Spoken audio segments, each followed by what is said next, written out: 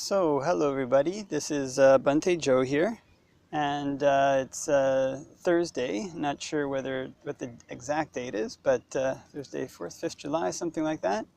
And just here again at Bruce Hanscombe Bruce Hanscombe Park in Pickering, and it's a very nice day. A lot of people are out on the water around.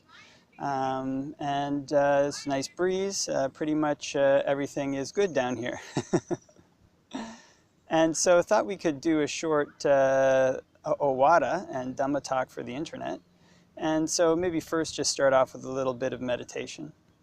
So we can just get our bodies nice and straight, and we can look about 3 feet in front of us, and then we can close our eyes.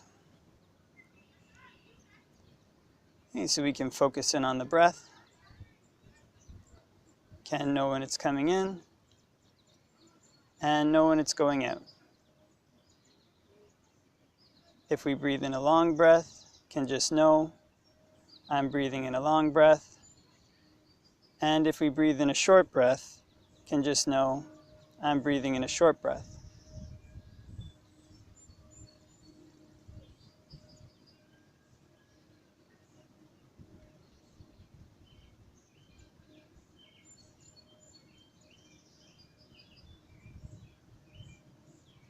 And we can change our perception of the breath a bit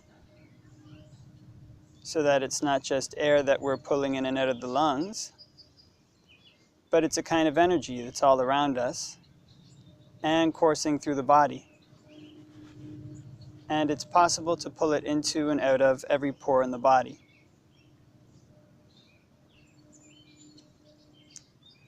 And so with this in mind, can practice whole body breathing.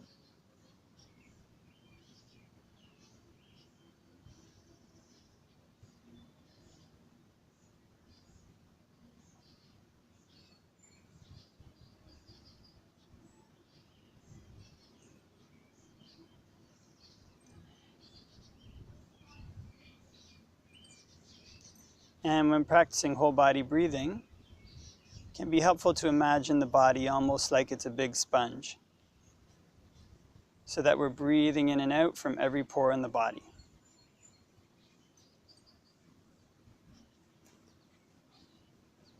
So on the in-breath, whole body. On the out-breath, whole body.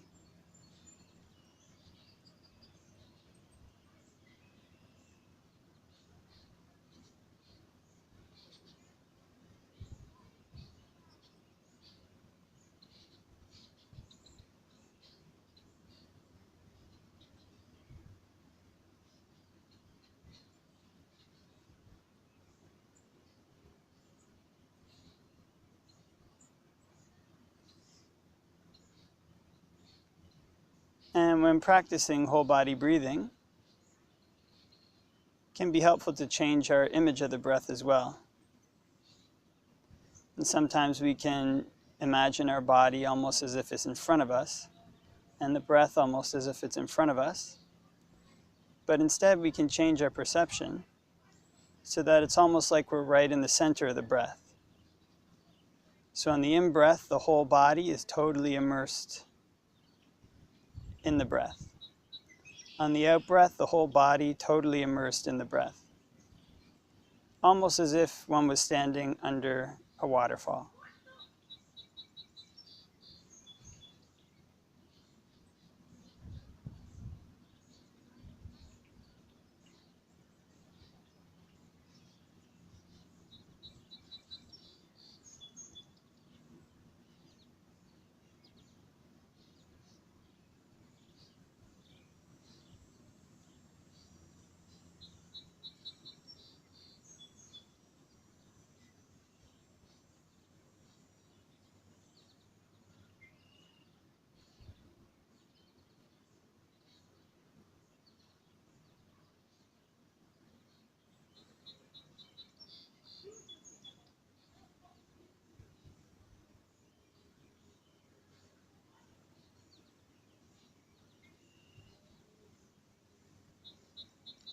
Okay, and before finishing meditation, even for a short session like this, it can be helpful to think back over our last meditation And we can just ask ourselves, what did we try out that worked well?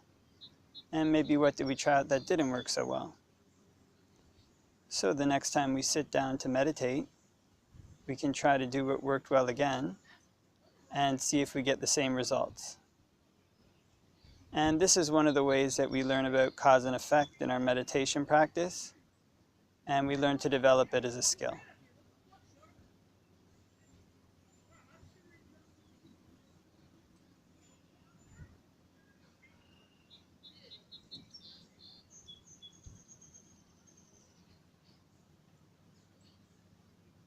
Okay, so you can open your eyes and maybe do a little Dhamma talk. Try to move this up a bit.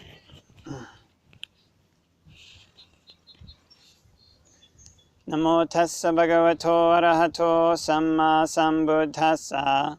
Namo tassa bhagavato arahato samma sambuddhassa. Namo tassa bhagavato arahato samma sambuddhassa. Buddhang saranang gacchami, dhammang saranang gacchami, sanghang saranang gacchami. Dutiyampi buddhang saranang gacchami, dutiyampi dhammang saranang gacchami, dutiyampi sanghang saranang gacchami. Tatiyampi buddhang saranang gacchami, tatiyampi dhammang saranang gacchami, tatiyampi sanghang saranang gacchami. Okay, so nice to be here today, out in the park. Have the chance to record a little talk for the internet, and hope that everybody is also enjoying a nice summer day wherever you may be. And so yesterday I had the chance to head down to a temple in Mississauga. One of the monks who I often visit this temple, and the monks there have always been very welcoming to me, very kind of kind to me. And this is one of the things they call this kind of feeling of happiness, of refuge that you get from the monastic sangha, the sangha refuge. And this type of refuge is one that's good to have in society, good to cultivate, good to have a kind of group of people who their job, more or less, is to basically cultivate goodness in their hearts. And also their job is to try to provide teachings. In a sense, this is one of the things that monks do to society as well, to teach people what they've learned from their own practice. And oftentimes, in the West, I know growing up as a young person, I myself never went to a church much or anything like that. And so never really had this kind of sense of a group of people, or well, definitely had the sense, but not a group of people whose professions. Never really connected myself entirely with a group of people whose profession was to do good things, to do good works. And so it's been interesting. It's been very nice for me to connect with groups in the Toronto area. All of whom have been extremely kind, extremely welcoming, and inspiring to see the way that these groups interact with their communities, interact with the people who depend on them for goodness. And so the way that the Buddha set up this relationship between the monks and the lay people is one of mutual support. It's kind of, in Buddhism, we have these kind of feedback loops. In kind of the West, they get this name, cycle. So, we have in the West this word that everybody knows, kind of vicious cycle, where things kind of, you do one thing and it gets kind of worse, and you do another thing that leads to something that's worse than that, and leads to something that's worse than that, and get trapped in this vicious cycle. So, for example, somebody feels depressed and they drink alcohol, and drinking the alcohol makes them more depressed, so they drink more alcohol. But in Buddhism, what we have is the relationship between the monastic community and the community of lay followers. The way the Buddha set it up is what we may call like a virtuous cycle, kind of cycle where one good thing leads to another good thing, leads to another good thing, leads to another good thing. And so traditionally the way that it works is monks were homeless wanderers, and they would often stay in the forest or in monasteries, and they would wander out through the village in the morning to get their alms food. And so the lay people would support the monks in their practice with this food. They would give them food donations, which the monks would then eat. Food donations were voluntary. And after the monks had eaten, they would go back and they would practice meditation. And then the lay people would also come to request from the monks talks and things like this from time to time. And so in this way, the monks were a support for the lay people, or the lay people were a support for the monks. So the monks were a support for lay people in one thing, and that they gave them the opportunity to what's called make merit. And so this kind of refuge in the Sangha is seen as the supreme way to cultivate goodness in terms of giving. It's kind of this striving for nibbana full time, striving for nibbana. Nibbana is seen as the highest goal. And the Sangha, or the people who strive for that full time, are seen to be something really good. And so this is something that brightened people's mind very early in the day, you know. And then they also have the opportunity to ask the monks for teachings, kind of teachings about what they've learned in their practice, which they can then put into place. And so in a sense, this is kind of the way the Buddha set this up was a kind of virtuous cycle where, you know, as a monk would wander into the village and lay people would provide them with food. And based on being able to stay alive, they would go back and practice.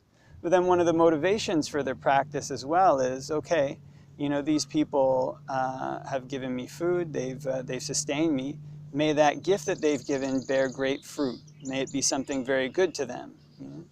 And so the Buddha gave a lot of instructions to his monks on if you want the gifts people to give you to bear great fruit, you have to practice well. You have to practice in this way. You have to practice to train your mind so that it's cleansed from defilements. You have to practice so that you're not greedy, so that when people give you a gift of something, you don't go thinking, oh, may I have another gift that's even better than that? And so, you know, based on this, thinking these people have helped me, I want to do something good for them, a monk strives in his practice, you know, or a monk or a nun. When they strive in their practice, get results from their practice, they're able to pass these things on to the lay people, to teach them when lay people request teaching. Some monks teach, other monks don't, but it's kind of a matter of personality and capacity. But then these monks who are able to pass these teachings on to the lay people, which they're then able to put into practice, and then eventually some lay people might want to become monks. And so this creates a kind of virtuous cycle which builds up. And what this cycle hopefully builds up to is a society where you have a class of people who are wandering full-time, a class of people who are able to receive teaching, wandering and practicing more or less full-time for Nibbana, a class of people who are looking to receive teachings about Nibbana. And then eventually what you hopefully get is people who actually attain Nibbana within society, people who actually realize the noble attainments for themselves, realize the permanent destruction of certain defilements. So I remember several years back, I was very lucky. My teacher was very kind to me and sent me off to Thailand to learn. And Thailand is very famed for having many people, especially since the 1950s. There was a very famous teacher named Long Pu Man, who was very, very gifted and had many students who were said to have attained the final stage of the Buddhist path, said to have ended suffering. And when I was there, I was almost completely overwhelmed. I felt like a kind of somebody going from a small fishing village to like downtown, who wanted to study finance in a small fishing village, to like downtown Manhattan, you know, where it's kind of the capital of finance, just something you know, hard to imagine until you've been there. And one of the things was there was these people, many people in society who were believed to have attained these noble attainments, who could do all the things that they talk about in the canon, and who were living examples of the Buddha's path to the end of suffering. And so that's actually what's said to be the true refuge in Sangha. The Sangha refuge is the Sanghang Saranang, is these people who have actually attained one of the noble paths and fruits.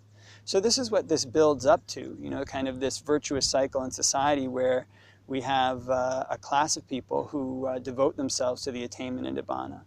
We have a class of people, or, you know, we have many people who are interested in that, and lay people and monks. And both of these portions of the population support each other in a cycle that grows and grows and grows. till it reaches an apex, more or less, where you actually have people who are breaking through, who are attaining nibbana. And this is kind of similar to the way, probably the closest example we have in the West is the institution of science, where at first science was basically the domain of a few people, very wealthy people who had kind of enough money to devote themselves to this full time. And they eventually formed societies, and these societies were eventually incorporated into government structures within society. So we have universities, we have government funding for just pure research. People basically devote themselves to finding out new things about the universe. And these new things are then turned into new technologies. These new technologies kind of spread through society. And then, say, Western society now has a very good understanding of science and a very good idea of how to use the applications of science and to the benefit of all society. And then we have these people who are, get PhDs and devote themselves entirely to research work, work for just basically pure science, for the pure advancement of knowledge. And then they publish papers. These papers get disseminated through universities, through popular science magazines. Sometimes people come up with ideas for products about them, and they diffuse through society. And in the same way, traditionally in Buddhist society, this is the way that the spread of the Dhamma has worked. We have kind of a class of people who are devoted to the practice, and this kind of practice, gets spread throughout society in a virtuous cycle. So, same way people say invest in invest in science education for young people when they're young. They grow up. Some of them become scientists. Some of those scientists come up with really great inventions, and some of those inventions get diffused through society. In the same way, traditionally in Buddhist societies, have a class of people who devote themselves full time to the practice of Dhamma, and this Dhamma gets diffused through society. And eventually, hopefully, we get true breakthroughs to the noble attainments. And this is one of the things that's truly beneficial for society as a whole, truly beneficial for individuals. Because I remember before going to Thailand, I would see some monks coming back, and they would come back kind of full of faith, like with a lot of faith in the monks that they'd met there, just kind of blown away by them. And I would kind of think to myself, well, I don't know if I'll be like that if I go there. But by the time I got back, I kind of was like that. I'd actually gained a lot of faith in these people with these noble attainments. And then the amazing thing as well, that it wasn't just the monks there who'd had these kind of experiences, eventually staying there for a bit. You came to know there were many non-monks, many lay people who'd actually had these kind of experiences as well, who were actually very skilled meditators, actually very advanced in their practice. And this can be compared to the way, we have some really excellent scientists in Western society, and then we also have a very broad, very good knowledge of science, even among people who aren't professional scientists in Western society. And so this is the way that it is. There is this kind of virtuous cycle that gets created when say, two elements in a society come together like this, when the monastics and the lay people both have goodwill for each other, work well for each other, when people as individuals practice hard, for their own welfare, and then that spreads out to other people. They also take the opportunity to teach that to other people. And so this is the way that the Dhamma grows, step by step in a society, where we have people who want to do this more often, whether monastic or lay. I know many dedicated lay meditators who want to become more and more devoted to meditation. We have people who eventually decide to give up the world and become monks, and then they hopefully devote themselves to the practice. And then hopefully what we eventually have in the West are people who make genuine breakthroughs in the Dhamma. People who can provide a living refuge, a living example of the Buddhist teachings, a living example of the attainment of Nibbana. And this is one of the most inspiring things that we can see in society, when we know that these people are nearby, when we can go and ask them for advice. And just we get the inspiration from being around their presence, that this is something possible. It's something possible in this life, that the ending of suffering is something real. And it's something that we can attain. Something that they can help point us the way to, so that we can walk there on their own. And so these are just a few thoughts today on this nice breezy day on some virtuous cycles, the way that the way that the Buddhist teachings come together, start from something small, start from two, say, portions of society, supporting each other well, having goodwill for each other, doing good things to each other, and build to a point where there's genuine noble attainments in a city or in a country, in society, in the world as a whole. And this is something that's truly beneficial, not just for society, but for the people who go to those people for refuge, for the people who receive teachings from them, because they show that the way to the deathless is still open. It still truly exists, and it's still something that we can gain for ourselves. Okay, so I think I'll leave that for your reflection. I think some deer flies are coming out. So hope that everybody has a great Thursday, and wishing you all the best till next time.